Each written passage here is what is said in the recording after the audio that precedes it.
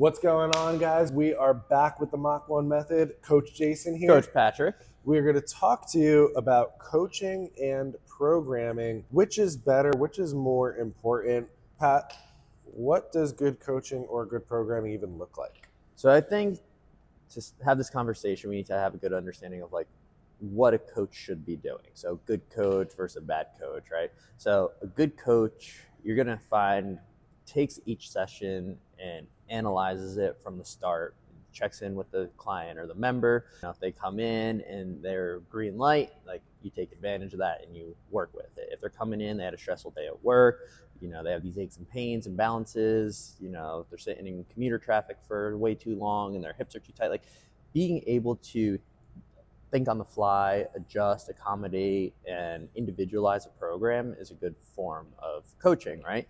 If you stick to a program and it's pretty like, oh, the program says this, and you're not optimally prepared for it, you might not see the best results. That's not really much of a coaching. You're more so just reading off the program card, right? Mm-hmm. So when you have a good program, that sets you up for a really good path for success, right? It's pretty outlined. If it's a good program, it's science-backed on what the end destination is. It's thought out in terms of progressions. There's proper reloads and deloads in there to prevent overtraining and injuries and stuff like that. So there's a lot that goes into a good program, but if you live by that program card too tightly, then you're not really coaching. You're just, what's that word, like proctoring. I think a huge distinguishment between, like, if we were to simplify it, just like a good coach and a bad coach. A good coach interprets the program. The bad coach, an example of a bad coach is they're proctoring a program. Mm-hmm. What about a good program versus a bad program? Like, even if you have a good coach with a bad program. Yeah, so I think a good coach will identify a bad program before it's, even had time to become a bad program. Right. And anything that, first off, puts someone in harm's way has the opposite benefit towards their goals, or is essentially just too high risk for low reward, I would consider a bad program, right? That can be summarized a few different ways. I would say at the end of the day, if you're in the gym, you're doing something, you're making it up on the fly, like it's probably most times better than nothing, right? But if you're, say, training for a powerlifting meet and you have a 5-mile bike ride before your heavy back squats programmed as your warm-up, that's bad programming, right? Like, you're not going to be able to optimize your training the way that you need for your specific goals. That's just negligence. Yeah, that's just negligence. So, like, that would be bad programming, right? If you're doing something like 105% for 5x1 singles, right? Like, that's bad programming because that's unrealistic. It's dangerous. Like, it leads to a lot of complications, and you're going to have a lot of negative experiences from your members and your athletes because they're going to feel like failures because they're like, well, the program says I should be able to do this, right? Mm-hmm. So they're going to leave the session feeling negative. You're going to feel like you did something wrong, or you're going to be mad at them for like being mad at you. Like, it's going to play like into this whole negative connotation. No empathy, right. No education, no excellence. So like, I would say that's kind of, when you look at programming, if it's so far skewed in the wrong direction, that's a bad program. So I think, like, if I were to guess, like, a lot of people listening in right now, I guess. Hey guys. A lot of them might either be engaged in following coach's protocol, mm-hmm.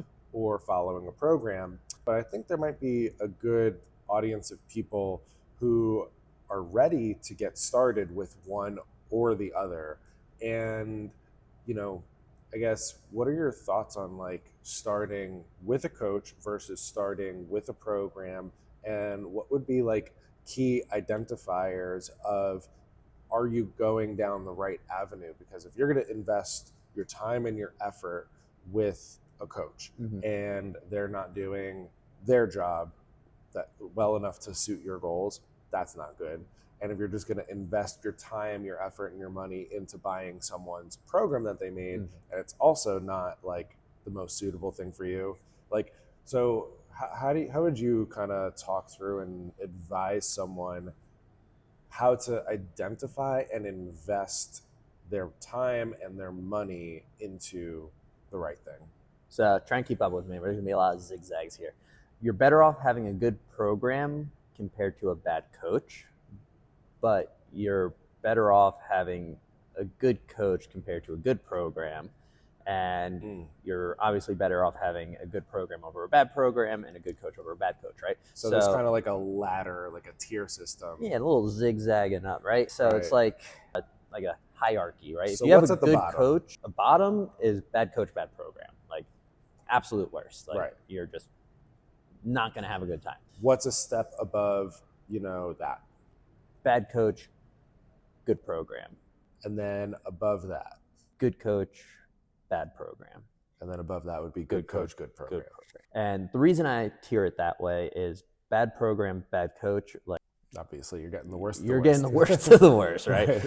The program sucks. The coach isn't helping. You're going to end up just wasting time, money, effort, the whole nine.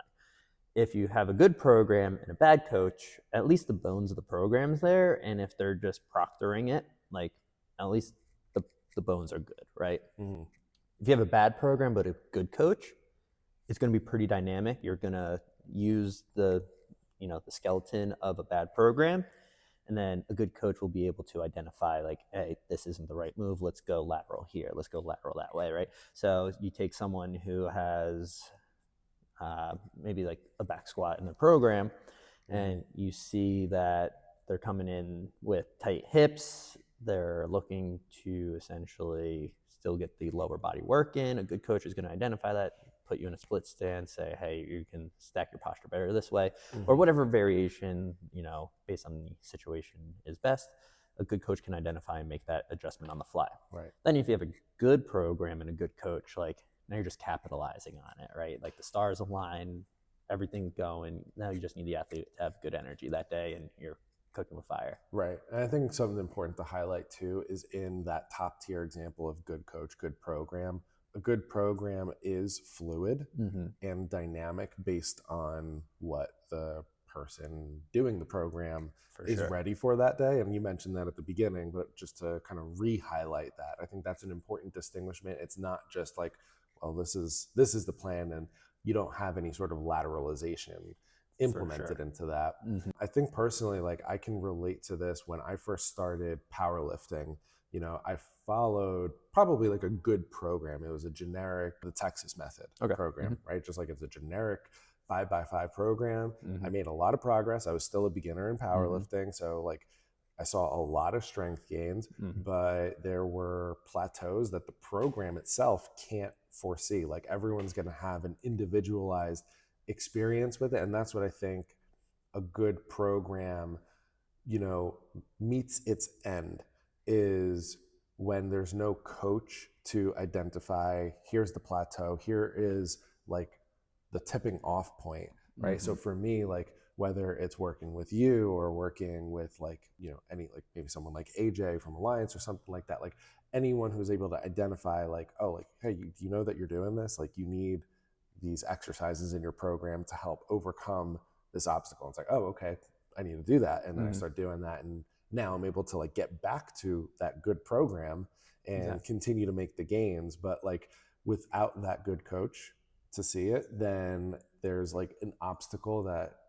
almost can't be overcome, and you pretty much can't move forward with the program. At least that's like my experience with that. For sure. And honestly, like the Texas method's like a well-known, well-rounded powerlifting program, right? Like it stands the test of time, it's proven results, but it doesn't work for everybody, right? And it's like when you have a great program like that, it's great if you can follow it as is, right? But for, say, you going through that in your personal experience where you did have plateaus and you may have, not been able to keep up with the progressions is the way it's designed. A great program is only as great as it can be executed, right? So like if you were having a hard time with it, like you could have probably benefited from a slightly different route, maybe influenced from a 5x5, right? Sure. But maybe it has a different rep scheme, or maybe it has lower volume, or maybe it has built-in deloads and reloads more often, right? So that way it's a little bit more personalized to you and your needs, right? And individual programming should incorporate that and be mindful of that before it gets to that point. And if you're working with a coach, they should dynamically do that within the session. Right. But if you're doing your own programming, a lot of good programs are downloadable and accessible to hundreds of thousands of people. Right. So it's meant to address a big net of people, right? So if out of 100,000 downloads, 80,000 people see good results, that's a great program, right? But those 20,000 other people, maybe there's something more optimal there. And it doesn't make it a bad program, it's just not the right program for them. I feel like something that we keep full circle coming around to is a good program can work for an arbitrary amount of time. It could be short term, it could be years. Like you can continue to make progress on a good program for 2-3 years, or it could be 2 or 3 months. But I guess hierarchy wise, you're having a good coach by your side is what's really going to elevate you and help you avoid and navigate any potential roadblocks in the road. For sure. And I mean, I feel like having a coach that knows what they're doing and is a good coach takes one program and multiplies it by 10 for you, right? Like this is the main program, but this is today's variation. This is today's variation, right? And you can have those on standby essentially that the coach can pull out of their back pocket and just you go with the flow. And I mean, I'll come in for a training session just like you and be like, all right, this is what we have planned. And then they're just like X, Y, and Z. And you're just like, damn it.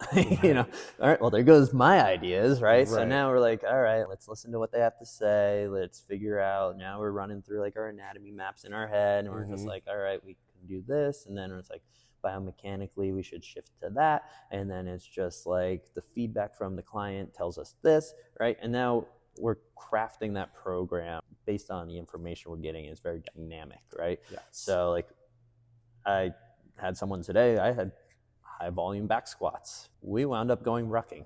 It's like that's dynamic as it gets, right? On it's the what, fly. Yeah, what he needed, it's what he could tolerate, and it was in line with his long-term goals still, but we just took a totally different path to get there because it had to be done. Right. I think again, for someone who may not be engaging in any programming or any coaching right now, and is thinking about what should I do tomorrow? And I think on a general scale, you'll probably be able to find a program that's more affordable than a coach. So, if you're not sure where to get started and you're just starting out and, factors of either time commitment or availability or funds or anything like that, search out a good program first.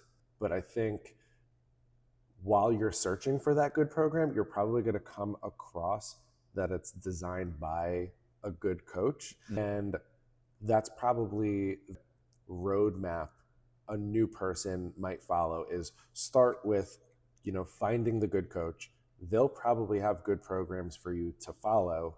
And then when you're ready or when you feel like you have maxed out your progress with that program on your own, seek out the coach. And obviously, if you could expedite that all and you could just go right to the coach immediately, that's your best bet. See, I would almost recommend the opposite, right? So think about driving, right? So you don't get in a car and go figure it out on your own and be like, well, that sucked. Let me go get a driving instructor, right? For sure. It's like you do your permit with your driving instructor, you get the guidance, you get the supervision, you get the clearance and the sign-offs, and then from there you are like, all right, you know what to do, you know what this feels like, you know that your technique's safe, right? You know what your work capacity and what your weight ranges are.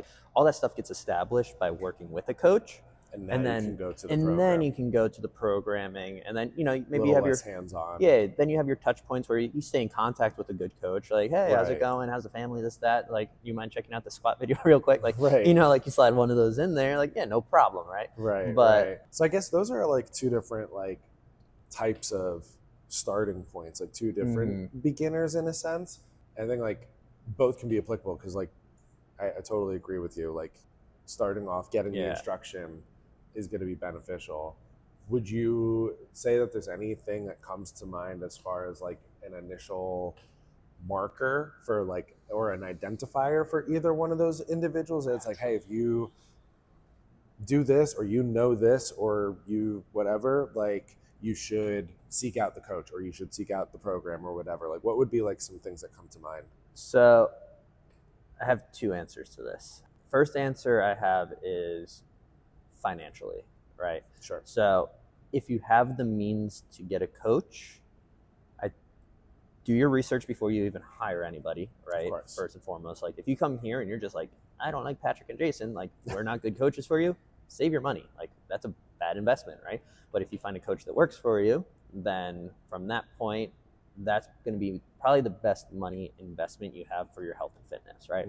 And the reason I say that is because back in high school, I thought I knew what I was doing. I thought I had good squat, good overhead press technique, like all that. And I was, let me just hop on a program. Right. Meanwhile, I was just reinforcing like half reps of this and like, overloading too much of that. Like I had no business I had no business being 17 trying to overhead press like 365, right? Like, but like for a half rep, sure, why not, right? And meanwhile, if I had a coach, it was like, no, pull that down to like 185, bring it full range of motion. You're going to get less shoulder impingements. It's going to be better for your baseball career. Like, like I probably could have maximized a lot more by taking that coach or trainer and learning it earlier on the right way, even though to me, I knew what I was doing. Right. But I had a little bit of self-bias, right? So I'd say that's almost like the biggest marker for me is if you're in like a beginner territory as far as like you've been doing this for less than 2 years. I was 17. I was at like 3-4 years almost, right? Generally speaking, young, right? If you at any point have a mindset of like, I know what I'm doing, and like without a credential to back it up per se, or several credentials perhaps, like that's probably the best indicator for you probably know less than you think, or you would benefit a lot from just having an objective outside person looking at you and saying, hey, did you know that this is happening while you're squatting? Like your hips are shifting? No, I didn't feel it. Yeah. Like you need that. Correct. And I think knowing what kind of coach works best for you, it goes a long way. Like some people need the accountability and that cheerleader and that rah-rah motivation. But like at the end of the day, like if you're a beginner, motivation usually is something that comes with confidence, right? Sure. So I'd say finding an educated coach, someone that actually can identify like biomechanical flaws, that would be something that would be a huge green flag for a newbie beginner looking to get a coach. If you're looking for like the boot campy kind of person, you're just trying to get some reps and sets and sweat in, like anyone can kind of do that, right? You can. It could be a bad coach. It could be a bad coach, and I hate to stereotype it, but most of them are bad coaches because they're not looking for those things. They're just looking to get you through the workout. Hey, you're sweating and about to throw up. I did my job, right? Like that is not what you want out of a coach. Absolutely. Because if you go do burpees in a sauna for 20 minutes, you'll sweat and throw up, right? Like that takes anyone jacked up on caffeine could rah-rah you to that point. Exactly. Like give me like 6 monsters and like we'll see what happens. We'll have a party. Like we'll run until somebody drops. Might be me, but someone will drop. Exactly. You'll be sweaty though. Yeah. No, I think those are all like really great points. I think this is like really informative for anyone seeking out, like, the internet is so saturated with good and bad coaches, good and bad programs. And I think anyone who's searching for one or the other or both would find this helpful. Yeah. So if you're watching and you're looking for a good coach and a good program, obviously Mach 1 Barbell is the best answer. What I would recommend for anyone watching this who is looking for a coach, referrals. people you know that have not only stood the test of time, but have seen results, have gone through that journey with minimal to no injuries, pain, restrictions. Obviously, life happens, but if it's not a training-induced injury, that's a hugely good sign. If they've been with a trainer for a year or more, that shows longevity and interest, because at the end of the day, training can be expensive. So if they're willing to invest in that money month after month after month, they see the value there. So it's usually a good point to be at. Google reviews, YouTube channels, make sure that there's some education and credentials and like professionalism like behind the information that's getting spewed out, right? Those are all things that I would recommend if you're looking for a good coach. Yeah. And then from there, make sure the vibe, the attitude, the energy, like make sure all that matches. Because if you have like a very mundane coach and you're just doing this throughout the workout, but you're like, no, I want to go around, and I want to lift up heavy things, and you're all energetic, like that's not going to mesh. And if the coach is, yeah, and you're just like, yeah, then it's just like, all right, I want to do some box squats now. Like, it's not a generally the right match. You got to make sure that there's dynamic. And at the end of the day, like the client-coach relationship is so strong because they're literally trusting you with their body, their health, their fitness, their wellness, right? So if you have a good relationship with them, like that's going to be huge. They're going to want to come see you. They're going to want to hear what you have to say. They're not going to question it, and they're going to get the results. Absolutely. Boom. I think that's a good place to kind of cap things off for today. So. Until the next episode, just a quick heads up. We are getting close to our 25th episode of the podcast. We will be having What's better than 24? 20. With that being said, we will be doing a FAQ or Q&A, sorry. So drop any questions you have for us in the comments. We will be going through any and all questions on the 25th episode. We're really excited. Appreciate everyone for tuning in, YouTube, sharing videos, Instagram, Facebook, wherever you can get those questions in. Absolutely. We're going to rake them all and we'll answer them for you. So stay tuned. Absolutely. That being said, Mach 1 out. Boom.